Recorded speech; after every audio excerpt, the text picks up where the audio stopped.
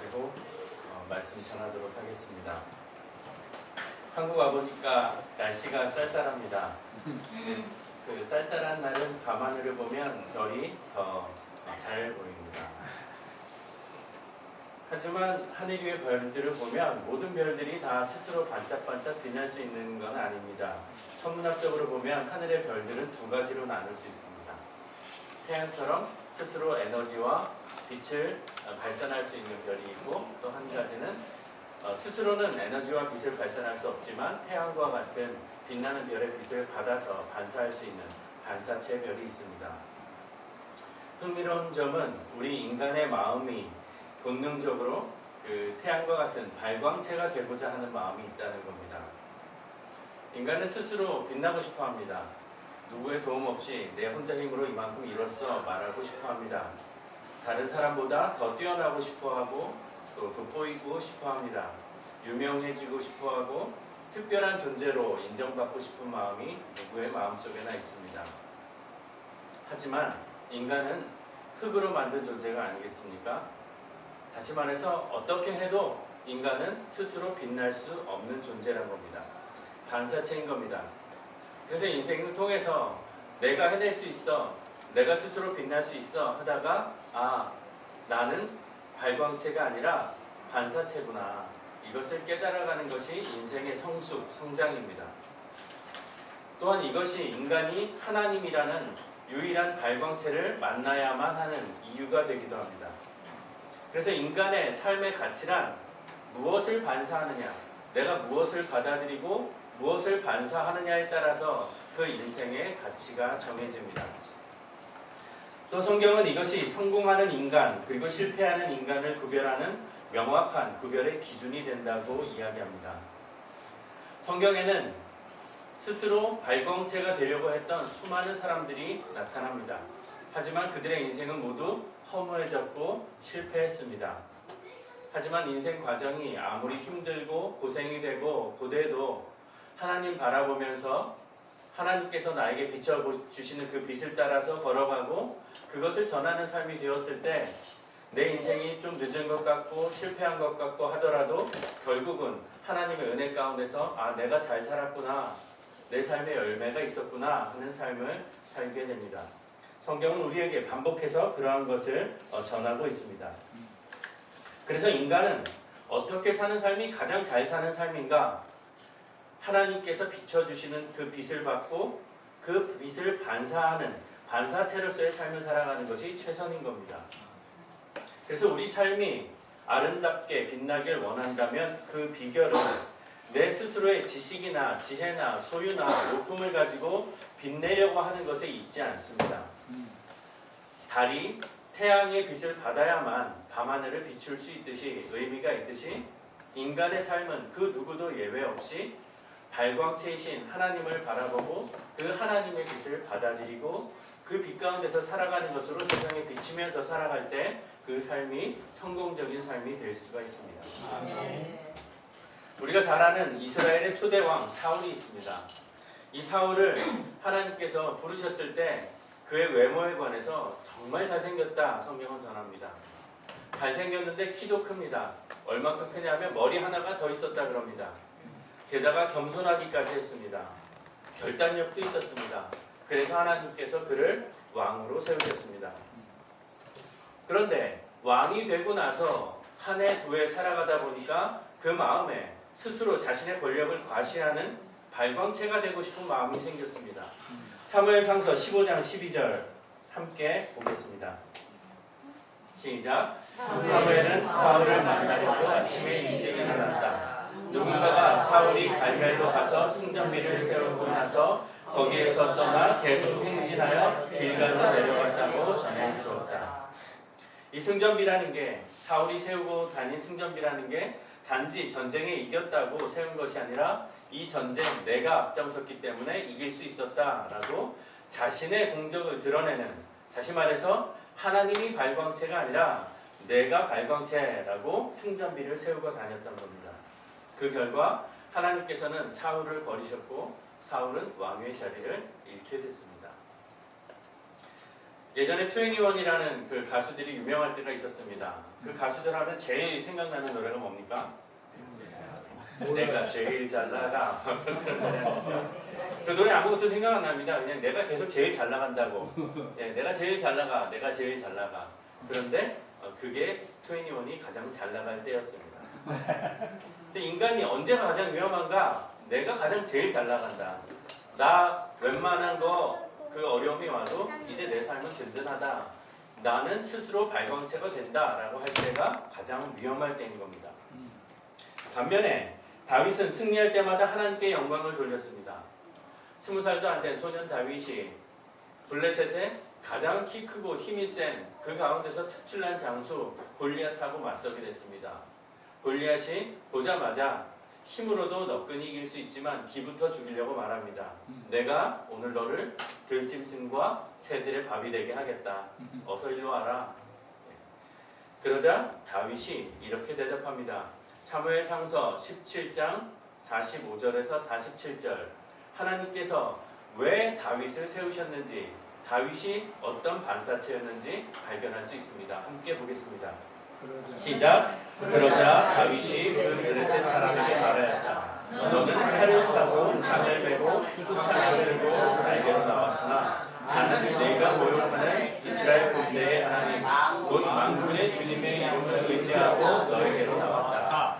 주님께서 너를 나의 손에 넘겨주실 터이니 내가 오늘 너를 쳐서 네 머리를 베고 블레셋 사람의 주검을 모조리 공중의 새와 땅의 들짐승에게 밥으로 주어서 온 세상이 이스라엘의 하나님을 알게 하겠다. 또 주님께서는 칼이나 창 따위를 쓰셔서 구원하시는 것이 아니라는 것을 여기에 모인 이 온 무리가 알게 하겠다. 전쟁에서 이기고 지는 것은 주님께 달린 것이다. 주님께서 너희를 모조리 우리 손에 넘겨주실 것이다. 이것이 바로 발광체 사울을 내리시고 반사체된 다윗을 왕으로 세우신 이유였습니다. 아멘. 여러분, 하나님께서 여러분 한 분 한 분을 이러한 이유로 세상에 세우시기를 축복합니다. 아멘.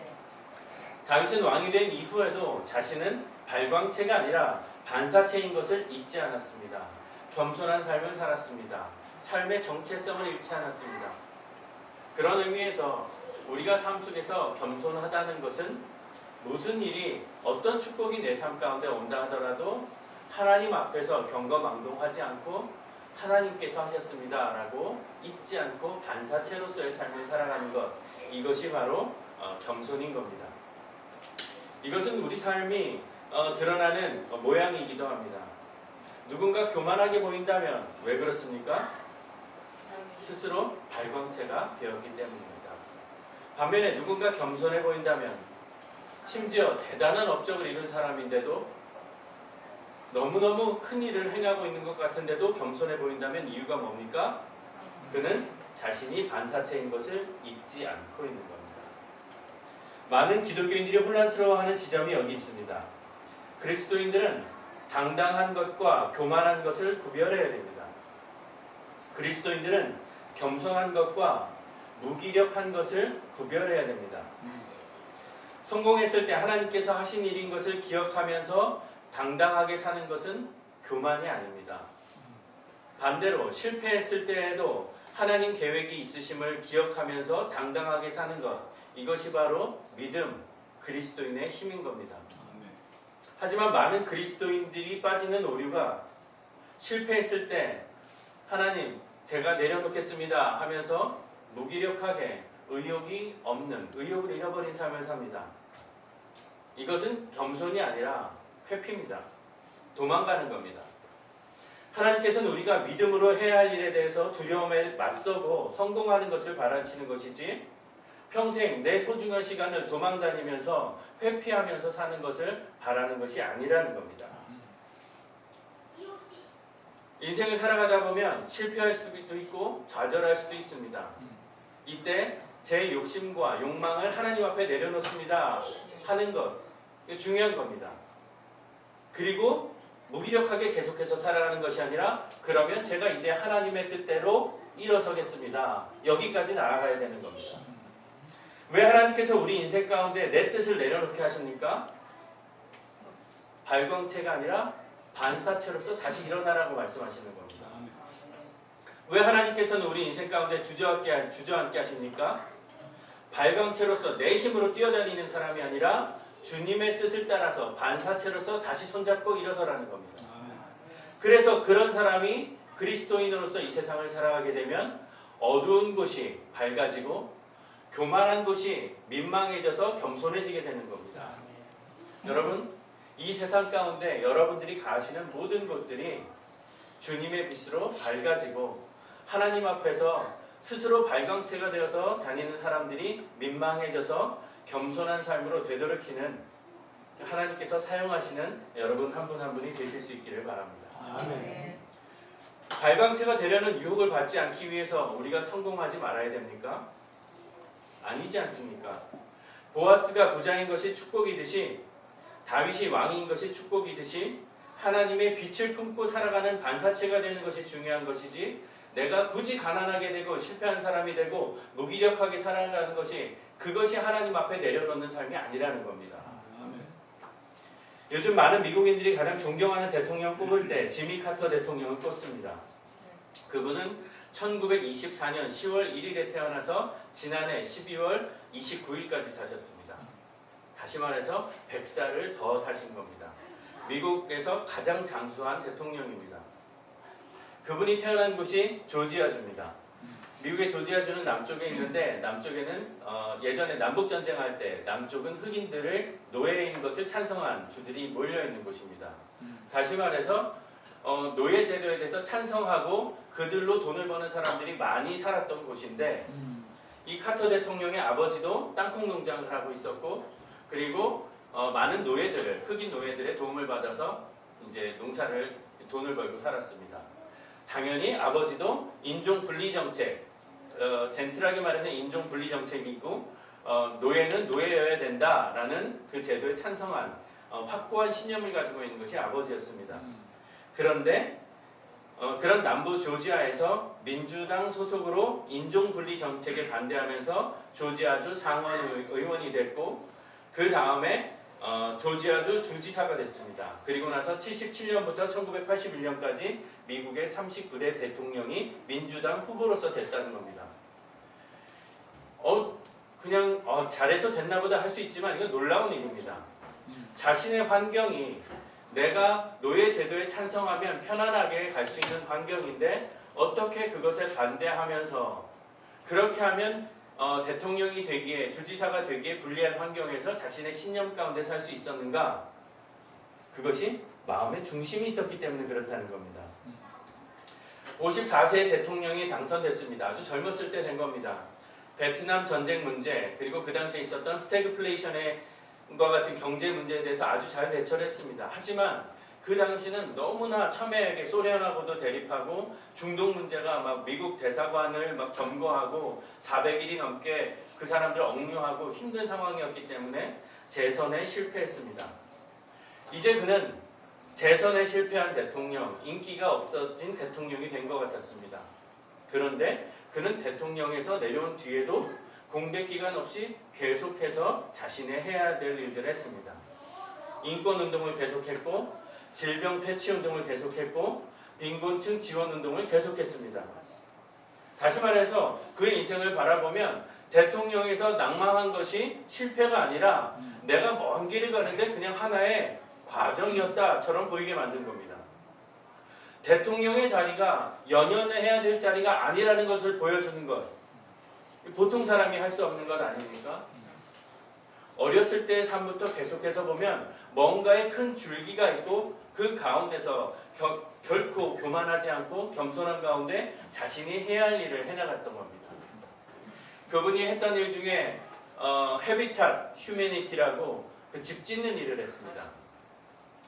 미국에 가면은 집 지어주는 일을 서로 하는 게 있습니다. 우리나라 두레랑 비슷한데요. 내가 가가지고 거기서 10시간의 일을 해주면 그 해비tat 휴메니티에 같이 있는 사람들이 우리 집 지을 때 10시간씩 와서 일을 해줍니다. 그러니까 내가 100시간 일을 하면은 내 집 지을 때 사람들이 와서 100시간씩 일을 해주니까 너희 집 내가 지어주고 내 집 너희가 지어주고 이렇게 하는 겁니다. 플로리다에 토네이도가 엄청 큰 게 왔습니다. 집들이 다 무너졌습니다. 그런데 안 무너지고 꿋꿋하게 서 있었던 집이 있습니다. 헤비타트에서 지은 집이었습니다. 그래서 왜 이 집이 안 무너졌는가 했더니 이게 다 아마추어들이 지은 집 아닙니까? 그러니까 요만큼의 뭐 5개만 박으면 되는데 아마추어들이니까 10개씩 박은 겁니다. 바람이 세게 불었는데 그 집만 남아 있어가지고 유명해졌습니다. 이 일을 이 카터 대통령이 했습니다. 자신도 4,000채나 되는 집을 짓는데 같이 참여했고 한 10년 전에는 90살이 넘으셨는데 자신이 못지라고 망치지라고 하다가 여기에 멍이 시퍼렇게 드셔가지고 그 나온 사진이 그렇게 방송이 돼가지고 아주 유명했었습니다. 죽을 때까지 하나님 부르심을 받을 때까지 자신의 해야 할 일들을 계속해서 해나갔던 겁니다. 그가 이 일관된 삶을 살 수 있었던 힘이 어디 있는가? 하나님의 반사체로 살았다는 겁니다. 내가 어느 위치에 올라가든지 어떤 것을 소유하든지 어떤 힘이 있든지 반사체로 살아갔다는 겁니다. 그러니까 이분이 자신이 어떤 일을 한다 해도 대통령에서 퇴임하고 난 뒤에도 자신이 출석하는 교회에서 계속해서 주일학교 선생님을 했습니다. 이게 누구에게 보이려고 하는 것이겠습니까? 저희 교회도 보면은 정말 소중한 분들이, 바쁜 분들이, 힘든 분들이 주일학교 선생님하고 봉사하고 찬양하고 합니다. 왜 그렇습니까? 반사체로서 살아가고 있는 겁니다.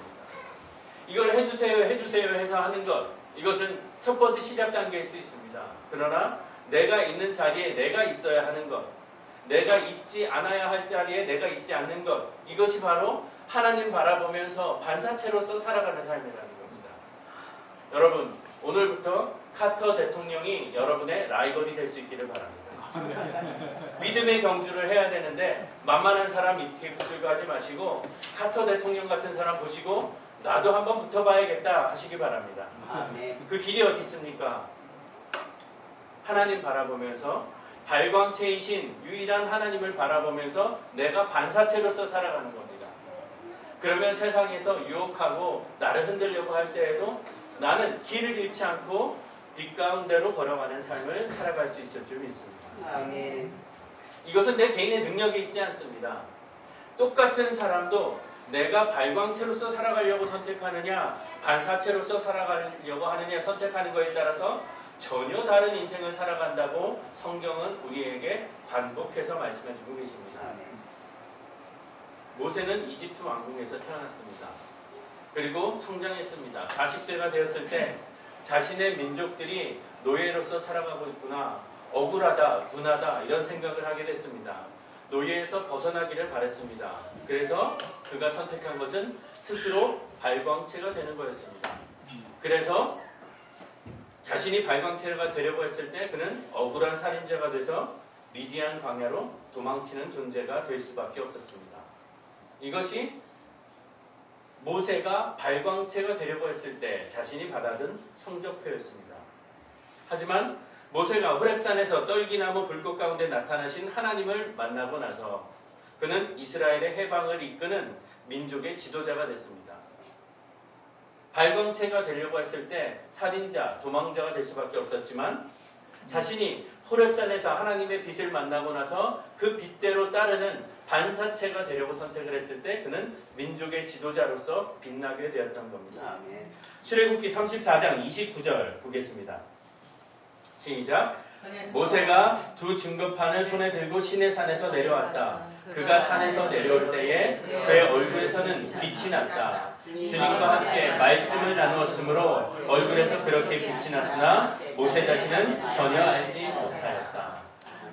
내가 반사체로 살아가는 길이 어디 있습니까? 주님과 함께 말씀을 나누었으므로. 여러분, 이것이 우리가 말씀을 읽는 이유가 목적이 될 수 있기를 바랍니다. 내가 많이 외우기 위해서 하는 것이 아니라 반사체가 되기 위해서 읽는 겁니다. 우리가 왜 기도합니까? 내가 손만 대면 뭐가 그냥 벌떡벌떡 일어나고 낫기 위해서 합니까? 아닙니다. 내가 기도하는 것은 하나님의 뜻을 구하고 그 뜻대로 나 자신을 치고 하나님의 뜻대로 살아가기 위해서 반사체계가 되기 위해서 기도하는 겁니다. 나에게는 능력이 전혀 없습니다. 나는 흙이고 아무리 빛나려고 하여도 나는 그럴 수 없는 존재입니다. 오직 하나님만을 바라고 그 빛 가운데서 살아가는 우리 모두가 될 수 있기를 바랍니다. 아멘. 우리가 인생 아끼고 잘 살아간다는 것은 단지 쉬지 않고 일 많이 하는 것에 있지 않습니다. 우리가 인생을 아끼고 잘 살아간다는 것은 무슨 일을 만나든지 아무리 작은 일을 만난다고 하여도 그 일을 통해서 하나님을 바라보고 그 문제를 통해서 하나님의 살아계심을 경험하는 것, 그것이 인생을 아끼고 잘 살아가는 겁니다. 사도 바울도 우리가 주님의 반사체가 되어서 살아가야 함에 대해서 구체적으로 말합니다. 고린도 후서 3장 18절 함께 읽겠습니다. 시작. 제가 읽겠습니다. 그래서 우리가 수건을 벗은 얼굴로 거울을 보듯이 주님의 영광을 보게 되면 점점 더한 영광으로 주님의 모습을 닮아가게 됩니다. 그 영광은 영이신 주님에게서 나옵니다. 수건을 벗은 얼굴로 뭡니까? 가린 거 하나 없이 주님을 바라보고 집중하고 그러면 주님께서 어떻게 생기셨는지, 무엇을 생각하시는지, 뜻이 무엇인지 알게 되고 그 뜻 가운데로 내가 살아가려고 하면 점점 주님 닮은 사람으로 주님의 영광 가운데서 살아갈 수 있다고 말씀하시는 겁니다. 아멘. 진정한 성공의 의미는 나 스스로 발광체가 되려고 하는 욕망을 내려놓고 하나님의 사랑과 진리를 온전히 받아들이고 반사하는 삶 가운데 있습니다. 아멘. 오늘 말씀 마무리하도록 하겠습니다. 저희 교회에서 대학교 와서 저희 교회에서 신앙생활하고 졸업하고 나서 이제 살던 LA로 떠난 한 청년이 있습니다. 그 청년이 교회 안에서 이렇게 신앙생활하면서 너는 하나님께 기도하면서 열심히 노력하는 사람이 되어야 된다. 그랬는데 졸업하고 나서 대학원을 가고 그리고 졸업하고 나서 UCLA의 학교 직원으로 이제 취직을 하게 됐습니다. 그런데 뭐 생일이 될 때마다 연락이 오고 마치 아빠를 따르듯이 그렇게 자주 전화하고 이야기를 나눕니다. 그런데 그 청년이 목사님 저 회사 옮기고 싶어요 그러는 겁니다. 너 그 좋은 직장에 들어간 지 7개월밖에 안 됐는데 왜 옮기고 싶니? 그랬더니 무료해서요. 심심해서요. 그렇게 이야기합니다. 어떤 곳으로 옮기고 싶니? 그랬더니 일반 회사 가고 싶어요. 학교는 계속해서 똑같은 일이 반복이 되니까 일반 회사 가서 좀 더 치열한 곳에 들어가고 거기서 승진도 한번 해보고 더 많은 월급도 한번 받아보고 싶은 겁니다. 그래서 제가 질문했습니다. 옮기면 안 심심해질 것 같니? 그랬더니 또 심심해질 것 같아요. 그러면 뭘 하고 싶니? 모르겠어요. 제가 그 답을 얼마나 기다렸는지 모릅니다. 그래서 하나님 만나야 안 심심하다 이야기해줬습니다. 여러분, 이 세상에 여러분이 무슨 직업을 가지면 안 심심해지겠습니까? 여러분 주변에 많지 않습니까? 이 세상에 그 어떤 직업을 가져도 아무리 많은 연봉을 받아도 다녀보십시오. 지겨워지고 심심해집니다. 그럼 어떻게 하면 안 심심해집니까? 하나님 만나야 됩니다. 반사체로서 살아가는 겁니다. 심심하다는 게 뭡니까? 시간 많은 거 아닙니까? 근데 시간 많으면은 뭐 하면 됩니까? 하나님께 물어보면 됩니다. 여쭤보면 됩니다. 하나님 저 심심해서 죽겠는데요. 회사에서 이거 30분이면 끝내는데 나머지 이 시간은 어떻게 해야 됩니까? 그러면 뭐 이거는 모두 다 그렇게 하라는 거 아닙니다. 비즈니스 하나 더 하면 되지 않습니까? 하나님 제가 회사에서 하는 거 이것도 하나님 영광을 위해서 하는 거고 이거 하나 더 하겠습니다. 그런데 이 일에 맞는 사람 하나님 만나게 해주십시오. 그럼 요즘에 모든 나라의 공통된 고민이 뭡니까? 일할 곳이 없다는 거 아닙니까? 나 열심히 일하고 싶은데 성실하게 살아가고 싶은데 일할 곳이 없다는 거 아닙니까? 그러면 일할 수 있는 기회를 주는 겁니다. 그러면 내가 한 사람에게 일자리를 제공할 수 있으면 그 사람의 삶이 보람되고 살아나고 그러면 그 가정이 먹고 살 수가 있고 먹고 사는 동안에 자녀들이 안정되게 자라날 수 있고 그러면 그 가정이 건강한 나무가 되는 거 아닙니까? 이게 얼마나 하나님 앞에서 영광된 빛과 빛을 반사하는 삶이겠냐는 겁니다. 제가 지난번에 왔을 때 말씀드렸었지만 시카고에도 베네수엘라에서 지난 3년 동안 4만 명이 넘는 사람들이 난민으로 왔습니다. 그 사람들에게 시카고시에서 돈 걷어가지고 다 갖다 주는데 그냥 돈 나눠주면은 여러분 어떻게 됩니까? 망하는 겁니다. 그거는. 자녀에게 돈 나눠주면 어떻게 됩니까? 이거 망하는 겁니다. 아주 유명한 정치인과 함께 일하셨던 분이 저희 교회 방문하셨습니다. 그분의 자녀가 마약으로 망했습니다. 그분은 대통령 후보까지 되려고 했던 분인데 자녀가 마약으로 망했습니다.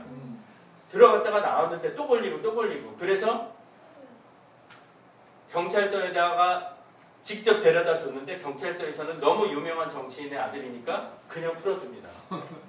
제발 좀 구속시켜달라고. 그러니까 다시 훈방 조치하고. 그게 진심인지 가짜로 말한 건지 헷갈리는 겁니다. 교도소에 넣었는데도 교도소에서도 초범이니까 훈방. 제발 좀 데리고 있어 주십시오. 근데 그게 왜 그렇습니까? 모든 것이 풍족하기 때문에. 여러분, 그 가운데서 살아날 길이 어디 있습니까? 반사체로서 살아가는 겁니다. 그래서 그분은 그 길로 대통령이 되는 꿈을 접어버리고 하나님이 주신 꿈이 뭡니까? 내 아들과 같은 마약 때문에 죽어가는 아이들을 위해서 내가 살아야겠다. 그래서 그분 정말로 정치에 근처도 얼씬거리지 않고 내 아들과 같은 아픔을 가진 그 자녀들을 위해서 마약 퇴치 운동하면서 지금 살고 있습니다. 이게 뭡니까? 반사체로서 살아가면서 삶의 의미가 생긴 겁니다. 대통령이 된다 한들 내 자녀가 내가 돌보지 않음으로 인해서, 내가 세상 구하겠다고 무관심으로 인해서 죽어간다면 그 삶이 어떻게 행복할 수 있겠냐는 겁니다. 우리가 인생을 아끼면서 살아간다는 것, 잘 살아간다는 것, 그것은 다른 곳에 있지 않습니다. 하나님의 반사체로서 살아가는 것, 내 생각, 내 뜻이 아니라 하나님 바라보면서 살아가는 겁니다. 우리 삶 가운데 많은 사람들이 안정을 이루는 것을 신앙의 목표로 삼습니다. 안정. 여러분, 안정 좋지 않습니까? 그런데 안정만큼 위험한 것이 없습니다. 건강하고 잘생기고 돈 많이 벌고 안정까지 있으면 무슨 일이 벌어집니까? 무서운 일들이 벌어집니다.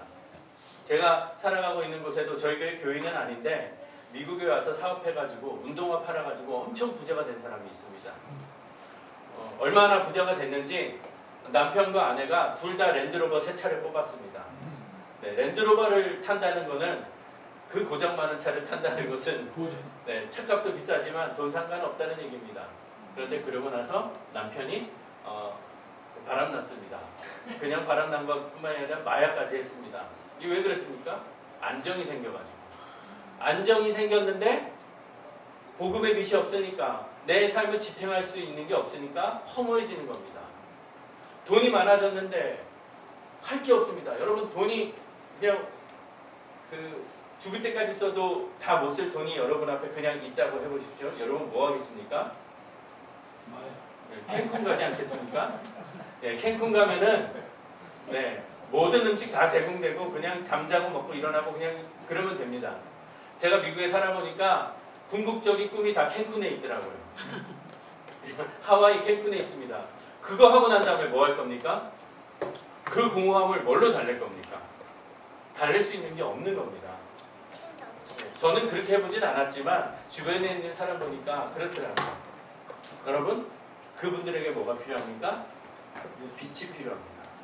내가 살아가야 할, 그래서 여유, 안정, 이것이 하나님을 만나면 축복이 됩니다. 내가 안정되면 뭘 할 수 있습니까? 주변을 안정시킬 수 있는데 힘을 쓸 수 있지 않습니까? 주변에 안정되는데 힘을 쓰면 어떻게 됩니까? 내가 하나님 나라를 갈 때 사람들이 진심으로 슬퍼합니다.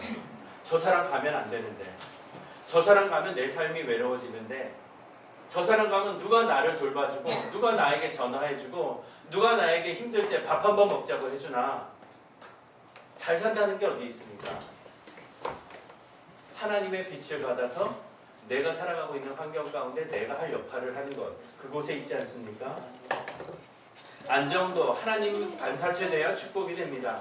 능력도 마찬가지입니다. 능력도 하나님의 반사체되어야 그것이 질투의 대상이 되지 않고 주변 사람이 기뻐하는, 저 사람 부자 된 게 정말 다행이다. 저 사람 부자 됐더니 사촌이 배 아픈 것처럼 내 배가 아픈 게 아니라 저 사람 부자 됐더니 내가 정말 기쁘다. 이런 사람이 돼야 되지 않겠습니까? 에베소서 5장 12절에서 14절 오늘 본문 말씀이죠. 함께 읽겠습니다. 불순종하는 사람들이 몰래하는 짓들은 말하기도 부끄러운 일입니다. 그러나 모든 것은 빛에 의해 밝혀질 때 드러나기 마련입니다. 모든 것을 드러내는 것이 바로 빛이기 때문입니다. 그래서 성경에는 잠자는 자여 잠에서 깨어나 죽은 사람 가운데서 일어나라. 그리스도께서 너에게 빛을 주실 것이다 라고 하였습니다. 아멘. 이 세상의 어둠은 영적인 겁니다. 빛이 들어가면 사라집니다. 두려움은 어둠 가운데 있습니다. 저는 막 귀신 영화 보면서 두려워, 너무 그 영화 무섭다 그러면 전 말합니다. 불 켜. 불 켜면 다 깹니다. 이게 뭐가 좀 어두워야지 분위기가 있죠. 네. 그 불 켜는 역할 누가 해야 됩니까? 반사체가 해야 됩니다. 반사체가 해야 됩니다. 여러분 한 분 한 분이 빛 가운데 걸어가시길 바랍니다. 아멘. 오늘 여기 다니엘서 12장 2절에서 4절 함께 볼까요? 땅의 티끌 가운데에서 자는 자 중에 많은 사람이 깨어나 영생을 받은 자도 있겠고 수치를 당하여서 영원히 부끄러움을 당할 자도 있을 것이며 지혜에 있는 자는 궁창의 빛과 같이 빛날 것이요 많은 사람을 옳은 대로 돌아오게 한 자는 별과 같이 영원토록 빛나리라. 아멘. 궁창의 빛 어떻게 됩니까? 반사체로 되는 겁니다. 아멘. 내가 빛나려고 해서 궁창의 빛이 되는 것이 아니라 하나님을 바라보고 반사체로 살아갈 때 궁창의 빛이 되고 그 궁창의 빛이 세상에 비춰질 때 많은 사람들이 돌아오게 되고 그렇게 돌아오게 되면 정말 하늘의 별과 같이 하나님께서 빛나게 하신다는 약속인 겁니다. 아멘. 여러분 저는 아무 볼품 없습니다. 여러분들도 별 볼 일 없지 않습니까? 네. 별이 없어요. 별이 없네요. 여기부터 출발한다면 하나님께서 여러분을 빛나게 하실 줄 믿습니다. 그 누가 현혹해도 믿지 마십시오. 여러분은 별 볼 일 없는 사람입니다. 흙으로 만들어진 존재고 우리는 아무것도 아닙니다. 하나님 바라봤을 때만 우리 삶에 의미가 생기고 우리가 하는 모든 일들의 열매가 생길 겁니다.